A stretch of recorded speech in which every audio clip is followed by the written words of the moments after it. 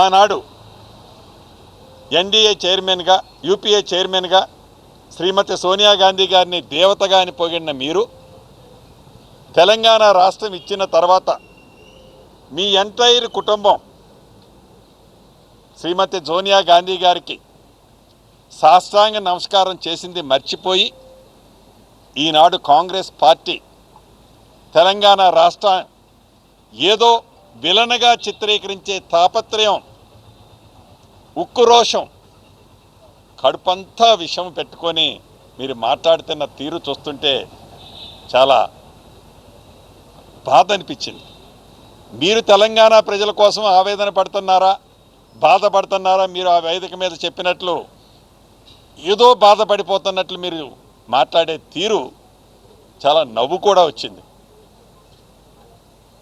ఈ వేదిక ద్వారా వారిని కొన్ని ప్రశ్నించాలనుకుంటున్నా.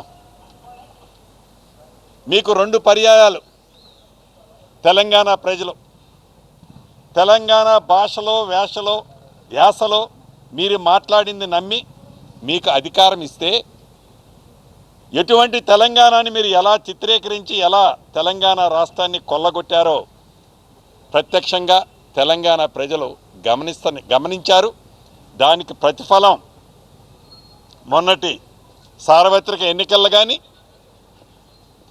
తర్వాత పార్లమెంటు ఎన్నికల్లో మీకు వచ్చిన ఫలితాలు కానీ.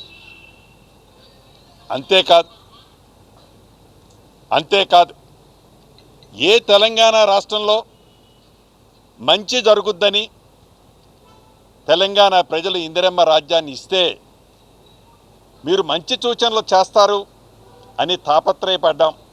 అసెంబ్లీకి వచ్చి మంచి సలహాలు ఇస్తారని ఎదురు చూశాం. 15 నెలలు తెలంగాణ రాష్ట్రంలో ఇందిరమ్మ ప్రభుత్వం వచ్చిన తర్వాత 5-6 పర్యాయాలు అసెంబ్లీలు జరిగినా ఏ ఒక్క పొద్దు ప్రేక్షకుడులాగా 2 పర్యాయాలు నాకు తెలుసు మీరు అసెంబ్లీకి వచ్చారు. ఒకటి బడ్జెట్ పోయినసారి ప్రవేశపెట్టినప్పుడు, మళ్ళీ మొన్న ప్రవేశపెట్టినప్పుడు 2 సార్లు మీరు అసెంబ్లీకి వచ్చారు తప్ప మీ అనుభవాన్ని, మీ జ్ఞానాన్ని, మీకు 80,000 పుస్తకాలు చదివితే ఉన్న అపారమైన తెలివితేటలని తెలంగాణ ప్రజలకు వివరిస్తారని దాంట్లో అసెంబ్లీ సాక్షిగా చెప్తారనుకున్నాం. కానీ మీరు అసెంబ్లీకే రాలే.